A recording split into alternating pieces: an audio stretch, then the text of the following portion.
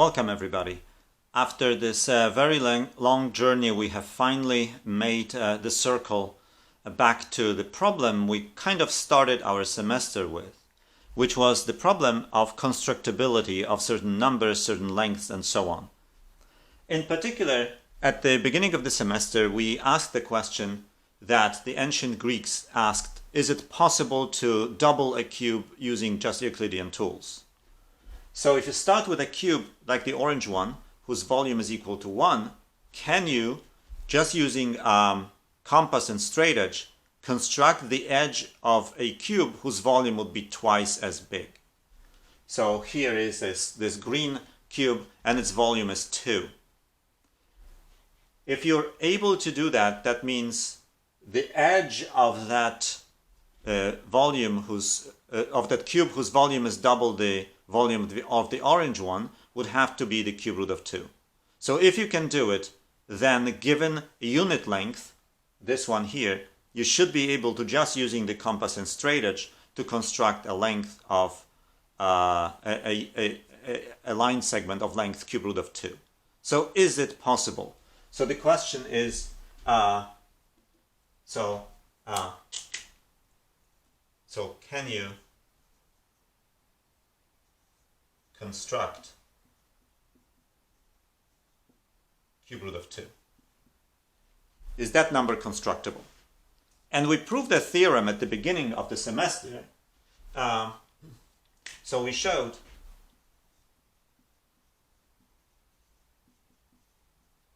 that this is possible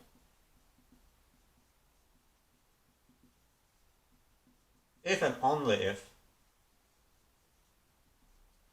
cube root of 2 can be expressed using only the following symbols: 1 plus minus times divided by and square root, possibly repeated.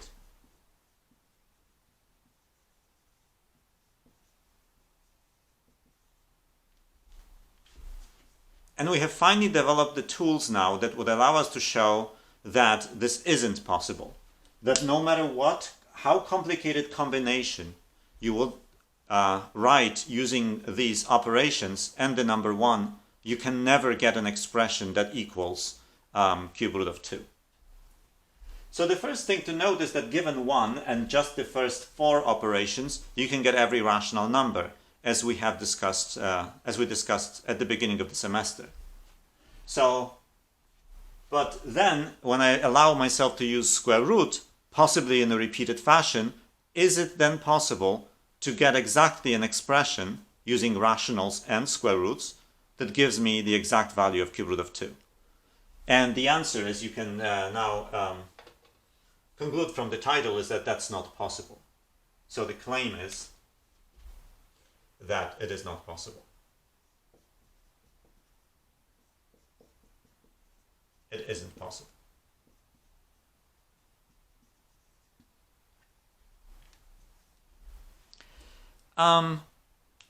Okay, so why isn't it possible?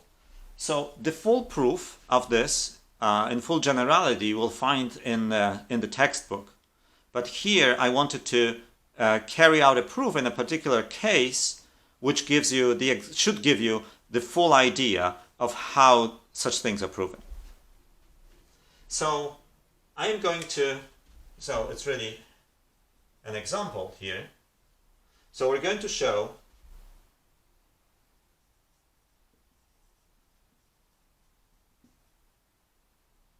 it is impossible to find rationals A, B, C, D, E, F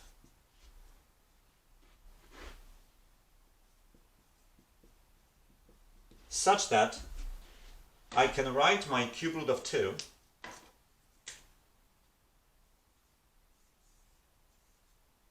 as, well, let's see, something, I just came up with some really complicated expression here to give you an idea that no matter how complicated the expression you come up with, you can't do it.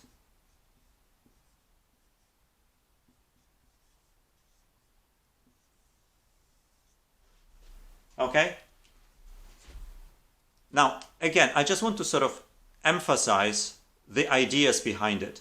When I ask you, can you write cube root of 2 using just the square roots, your intuition tells you, no, that's not possible. Because that's a cube root and these other ones are square roots, so you can't do it. But remember, I'm allowing for repeated applications of these operations. So like, how would you ever show that, for example, that is not true? That it's not possible to find rationals that make such a complicated expression equal to cube root of 2. Or any such complicated expression. That means you can come up now with many more rational numbers and many more nested square roots. And I still claim that that will never give you a cube root of 2. And that's exactly how the general proof goes. It sort of uncovers how you get these nested expressions step by step and shows you that none of these steps, no matter how many you do, can ever get you to a cube root of 2. So let's try to see how this works in this example. So I claim that this complicated expression, no matter what you choose for a, b, c, d, and f, can never equal to cube root of 2. So suppose this equality holds.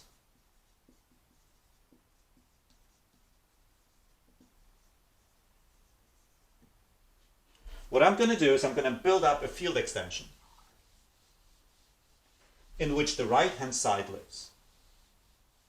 So I'll leave this crazy expression on the board, and I'm going to start out here very low because that's going to be a very long tower. So first I start out with q at the very bottom. Then to q I'm going to be adjoining various square roots until I can get this whole expression. So as always, I start with sort of the deepest ones possible. So maybe I look at the numerator and I see, okay, so I first adjoin square root of 2. Sorry, square root of b. So now I know that this numerator lies in this. The numerator lies in this field. What's the degree of this field? Well, I'm adjoining a square root of b. b is rational. So b is a root of x squared minus, radical b is a root of x squared minus b. So that's a degree 2 polynomial.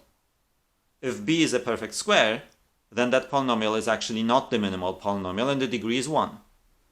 If b is not a perfect square, then the x squared minus b is the minimal polynomial and the degree is 2.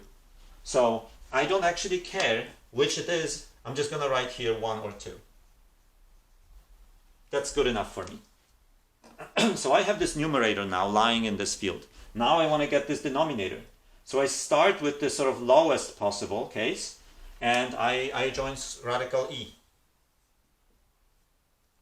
So I already have radical b, and now I join radical e on top of it. What's the degree here? Again, I know that x squared minus e has coefficients in q, so it has coefficients in here. So the minimal polynomial is degree at most 2. So it's 1 or 2 again. I still don't get the entire denominator here. So as the next thing, I'm going to adjoin. Well, I need now it's okay. So in here, right, in here,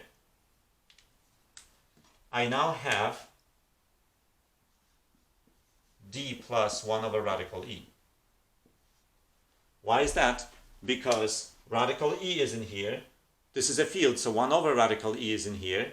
D is rational, so rational plus 1 over radical e is in here. So now I'm going to adjoin the square root of that.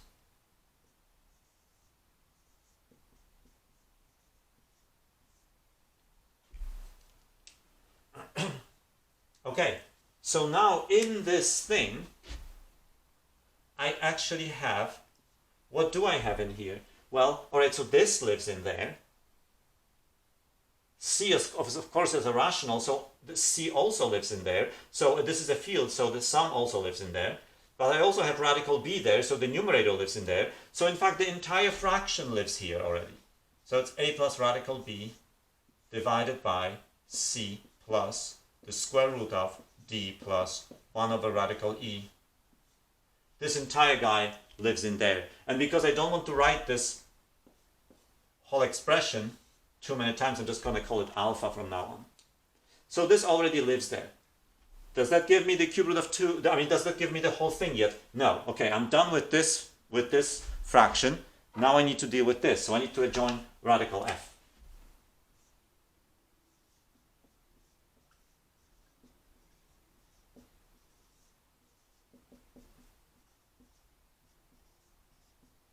Oh, by the way, what's the degree here, right? This thing here, this thing inside the radical, lives in this field. So I'm adjoining the square root of it.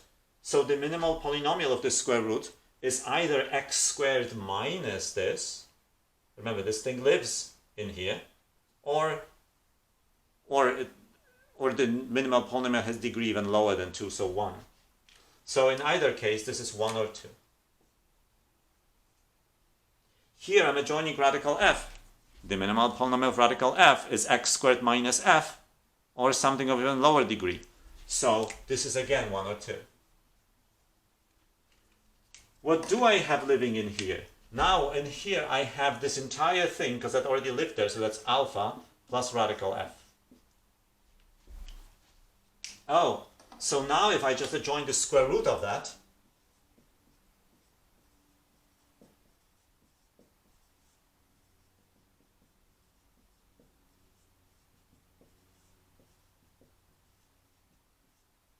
again, what's the degree here? Note that alpha plus radical f lives here. So the square of this element is alpha plus radical f. So this thing squared minus alpha plus radical f is a polynomial that has coefficients in this field. It's a quadratic polynomial. So this degree here is at most 2, right? Because this again satisfies a quadratic polynomial. So this is 1 or 2. And now I claim that this entire thing lives in here. So this thing here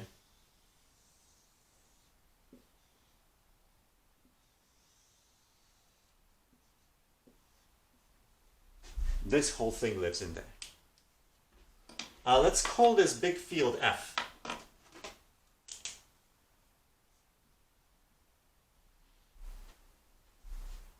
This big thing, on the other hand, is equal to cube root of 2. So cube root of 2 lives in F. Thus, Q adjoin cube root of 2 is a subfield of F. Also, I get a diagram. Q at the bottom, Q adjoin cube root of 2, F. Let's write the degrees. The degree here is 3, as you know very well now. I don't know this degree, let's call it E. And what about this degree? Well, let's see. By the Dedekind product theorem, this degree is the product of all these degrees. But all these degrees are either 1 or 2. So that means this whole degree is some power of 2, correct? If these are all 1s, then this is just 1, so the degree will be 2 to the 0. If one of them is 2, and the rest are 1s, then the degree will be 2, so 2 to the 1. If 2 of these are 2, and the rest are 1s, then the degree is going to be 2 squared, and so on. In either case, it's a power of 2.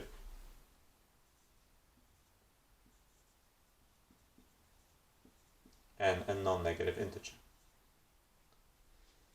So again, this is by Dedekind product theorem. So again, by Dedekind product theorem,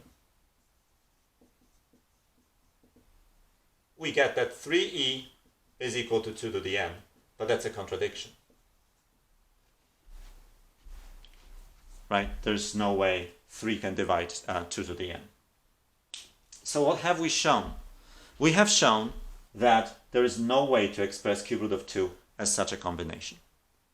I want to emphasize a few ingredients here that went into this proof. This is very important proof for us. I said, well, suppose cube root of 2 can be written as some crazy combination of radicals, of square roots. And I really encourage you at home to write for yourself another possible combination.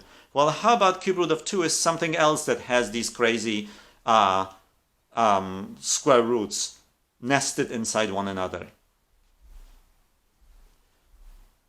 Then I just keep adjoining them to Q one after the other. It's important that you only adjoin a square root at every time, because I want the extension to be of degree at most 2. Right? Now, the polynomial here that I know that radical b satisfies is this one. And I know it has coefficients in Q, right? And it's quadratic, so this degree is 1 or 2.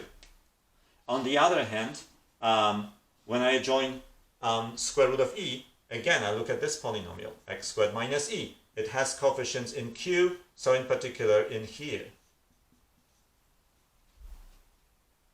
Then at this stage, I'm adjoining this, so I'm looking at the polynomial x squared minus d plus this. But note, right, this is already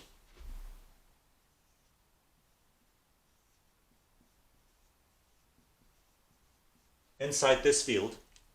So that polynomial has coefficients in this field and is again quadratic, which means this degree is only 1 or 2. And I just keep going like this.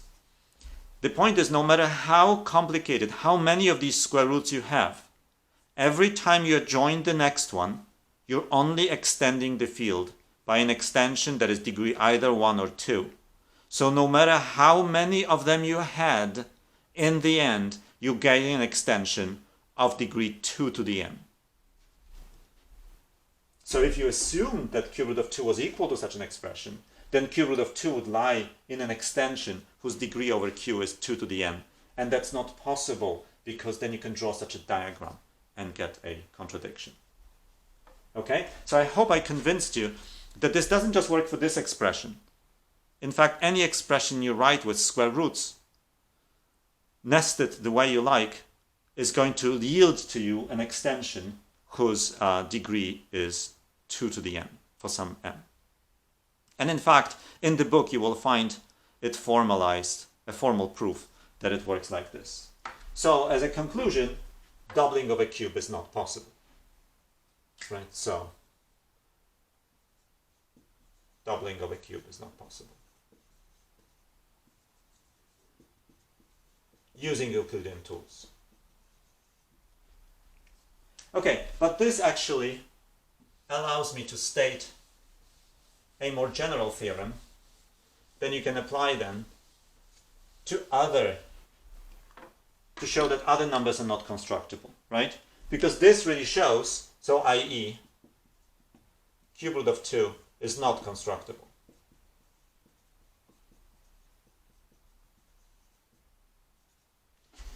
This is what this shows. So, by a similar argument,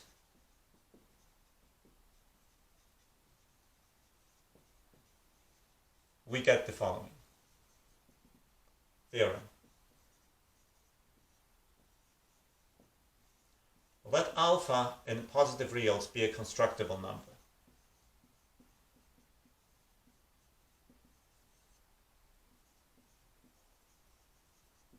Then there exists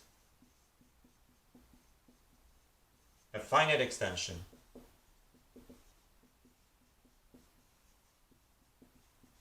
f of q such that two things are happening. One, alpha is in f, and this is an and.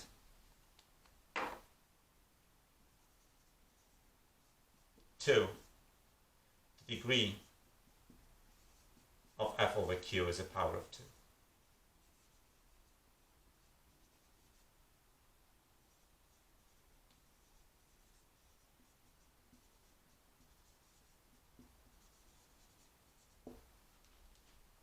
Right? Because every constructible number we know can be written using just these operations, 1 plus minus times divided by n square roots, possibly nested. So every one of them must lie in an extension whose degree is 2 to the n over q.